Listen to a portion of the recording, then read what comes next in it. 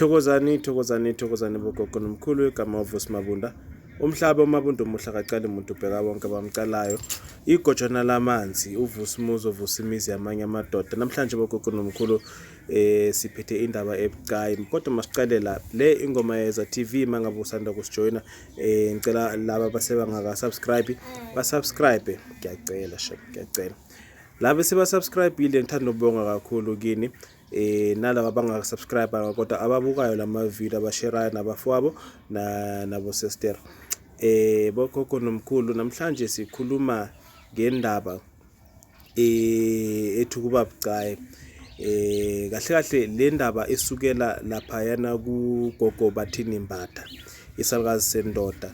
Ngithena mangithi ngibukela ivideo yakhe ngoba ngingumuntu omlandela kakhulu futhi ngiyathanda ukuthi ngelinye lamalanga ngihlangane naye ngimithe then naye sicoce ngoba kimi uyi elder and then uyi veteran kulomsebenzi kulomkhakha wobunyanga. So manje nimbona please nimtsheleni ukuthi ngiyafisa ukumbona kakhulu.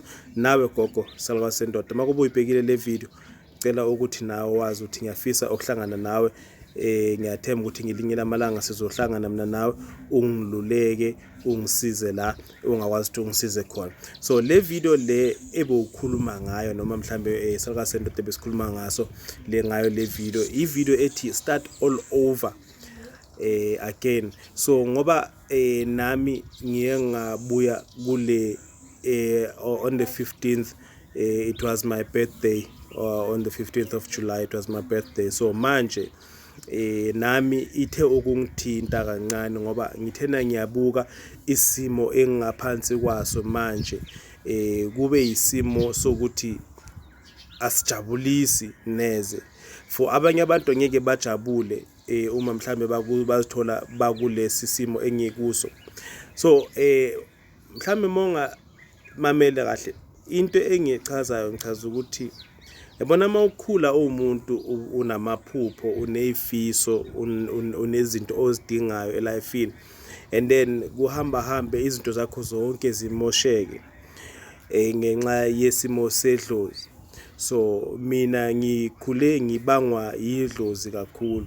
So impilo ebengiphila ngaphansi kwayo kwakuyimpilo kimi ebeyinormal kodwa ngithena mase ngithi ngiyabuka manje ngabona ukuthi hayi ngekho normal le mpilo le akusiyo impilo bekumele ngabe ngiyiphilile ngoba nganginezifiso kodwa zazihluleka ukufezeka izifiso zakhona.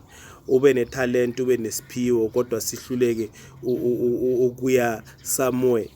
So manje ngithe mangithi ngiyabuka kule since it was my birthday and then ngathi ngiyabuka entweni enginazo ngabona ukuthi cha manje anginalutho. So ngibe umuntu ocala phansi empilweni since nami ngiqale ukuvuma lo msebenzi ukusebenza ngabantu, umsebenzi wabogogo, umsebenzi wobunyanga, umsebenzi wokuthanda ukuba umthandazi ukuba umthandazeli ngiqale phansi. Kodwa ngiyajabula mina uma ngiphila lempilo engiphilayo namhlanje esimeni sokuthi la sengihambe ngafika khona ngijabulile kangangokuthi nami ngingumuntu obalulekile manje.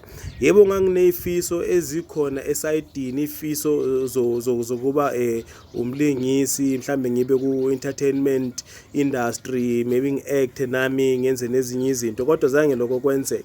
Manje ke sekubuye leli thuba lokuthi nami makusuke abantu emagumbini amane womhlaba kusuka abantu le ngifonela abantu bathole usizo kimi, abantu beze bahlole bathole indaba zabo, abantu abagulayo bathola ukulapheka, abadinga inhlanhla bathola ukuzithola inhlanhla zakhona, abadinga ukugeza bageza, abagulayo abacakekile nje empilweni. Sengiyakwazi nami ukuthi ngikhulume nomuntu ngoba vele into yayikhona emhlabeni leyo engiphila ngaphansi kwayo yokuthi ngikwazi ukuthi ngikhulume nomuntu.